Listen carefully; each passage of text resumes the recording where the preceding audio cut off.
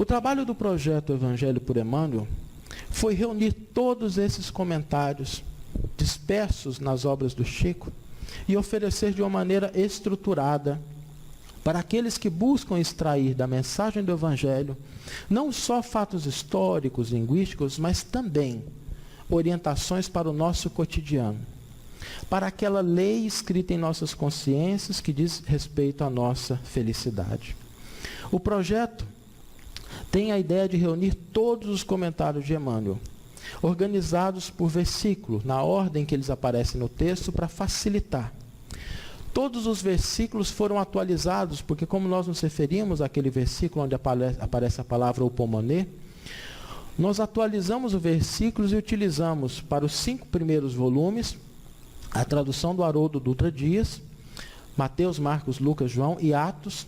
Os comentários de Atos devem sair talvez no início agora de agosto, já está com a Federação Espírita Brasileira, e ele vai trazer, além dos comentários, todas as passagens paralelas de Atos com Paulo Estevão.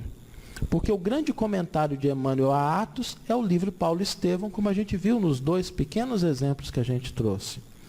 Serão 7 volumes e 5 livros de bolso. Esses livros surgiram de uma maneira muito interessante, porque a equipe, quando estava fazendo a reunião dos comentários, a gente achava algumas frases do Emmanuel tão bonitas que a gente anotava. E a gente descobriu que todos os integrantes estavam fazendo a mesma coisa. Então nós reunimos esse material que as pessoas estavam reunindo para o seu uso próprio e organizamos por temática. Amor, caridade, trabalho. E esses livros são livros de bolso, cada um com uma frase organizada em ordem alfabética, relacionando amor com algum tema, caridade com algum tema. Nós gostaríamos de falar um pouco sobre a história do projeto, porque esse projeto ele se iniciou em 2010 e teve 3 fases bem distintas. Em 2010, nós resolvemos estudar o Novo Testamento no culto do Evangelho do Lar, em casa. Estávamos eu, a minha esposa e o meu cunhado, para a gente ver que cunhado nem sempre é um problema. E a gente estudando o Novo Testamento, a gente queria fazê-lo com o apoio do Emmanuel. Então nós pegamos aquela coleção Fonte Viva e organizamos os comentários por ordem de versículo. E a gente ia fazer o culto com os 5 livrinhos. Com o tempo a gente foi descobrindo que existiam outros livros.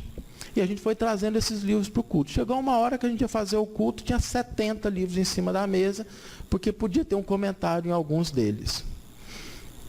E a partir daí nós começamos a elaborar uma lista que foi publicada em um blog que nós tínhamos na internet. Essa lista existe até hoje. A última versão dela saiu em 2002, mas ela ainda roda a internet. De vez em quando a gente tem notícia dessa lista. Que era uma lista muito simples. Tinha o Evangelho, capítulo e versículo, o livro e o capítulo onde estava o comentário. E nas casas espíritas, no Distrito Federal, que a gente visitava, nós entregávamos essa lista para as pessoas que tinham a prática do estudo do Novo Testamento. A gente foi compartilhando essa lista. Nós temos uma dívida de gratidão muito grande com os companheiros do GEOD e da FEDEF, porque muito do estudo foi desenvolvido dentro desses 2 núcleos.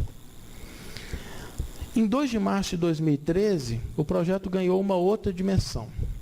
Porque uma companheira nossa do GEOD, Terezinha de Jesus, ela tinha a lista e falou com o Geraldo Campetti que essa lista existia e que a FEB deveria avaliar o material.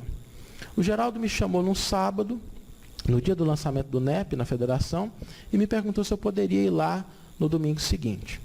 9 horas do domingo, estávamos eu, Geraldo, e uma lista de 29 páginas com a relação dos comentários do Emmanuel.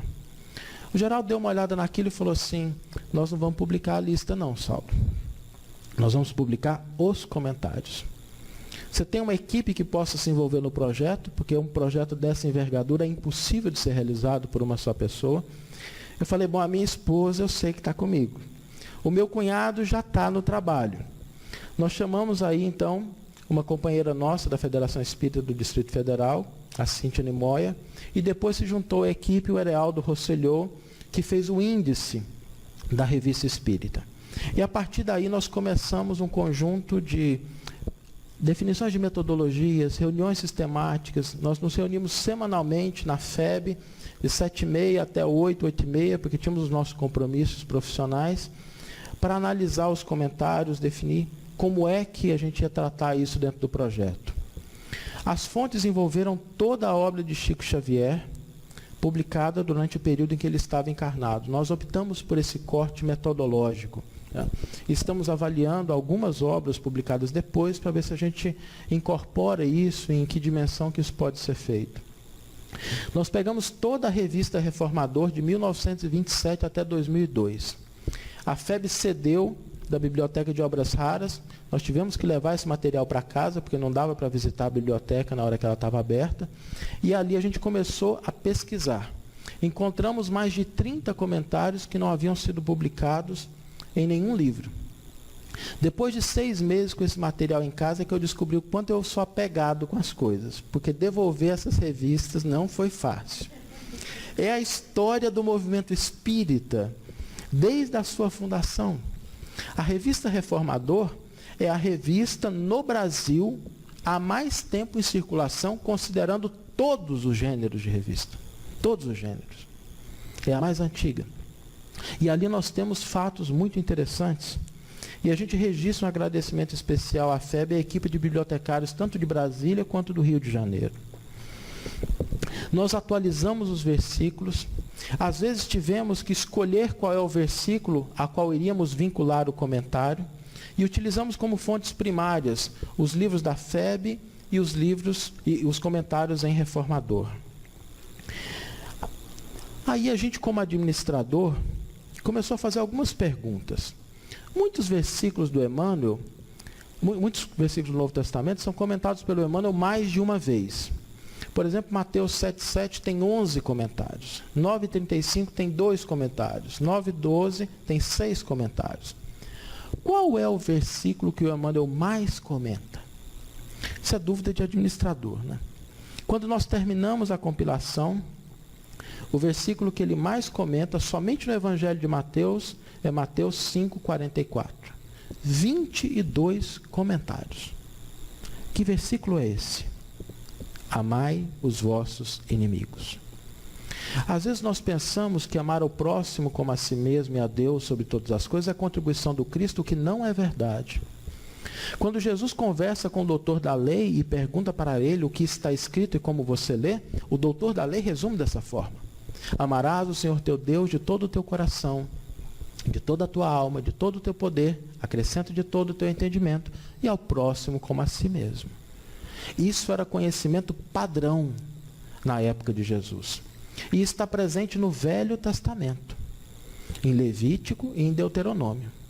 Isso é Velho Testamento. Amar a Deus sobre todas as coisas, ao próximo como a si mesmo, é a primeira parte da revelação. A grande contribuição de Jesus é o amor aos inimigos. Aqueles que não compartilham da nossa forma de pensar, que nos agridem, que não torcem para o mesmo time, que não votam no mesmo partido. É esse o tipo de amor que o cristianismo nos ensina a ter. Talvez Emmanuel fique batendo na tecla 22 vezes, analisando os diversos aspectos desse amor, para que nós pudéssemos compreender de fato o que representa a contribuição de Jesus. Há um caso interessante que nós gostaríamos de registrar, que é a apresentação de Joana de Ângeles, que faz parte de todos os projetos.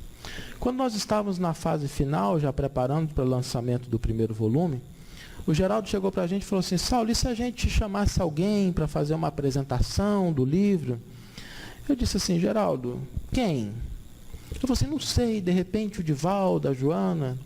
Eu falei: Geraldo, não tem a menor condição. Se eu mandar um e-mail para o Divaldo, é um ilustre desconhecido. Eu falei assim: não, vamos fazer o seguinte, a gente faz em 2 etapas então. Eu vou mandar um e-mail para o Divaldo, dizendo que até a sexta-feira da próxima semana, você vai mandar o e-mail explicando o que é o projeto. Combinado? Combinado. Ele manda o primeiro e-mail, e aí eu mando explicando o que é o projeto na sexta-feira seguinte. Isso foi numa quinta-feira. Quando chegamos na reunião da quinta-feira seguinte, nós recebemos um e-mail do Divaldo dizendo o seguinte: eu não vou poder fazer a apresentação, porque é a semana de aniversário da Mansão do Caminho, eu não vou ter clima psíquico para essa proposta e eu vejo aqui que vocês estão com um prazo muito curto, até sexta-feira que vocês precisam do comentário, da apresentação. E a gente leu aquilo e falou assim, gente, o Divaldo não entendeu. Sexta-feira é o meu prazo para mandar a explicação do que é o projeto. Eu não havia enviado ainda para ele. E aí, a gente combinou de que faria um novo contato com o Divaldo durante o dia para explicar isso para ele.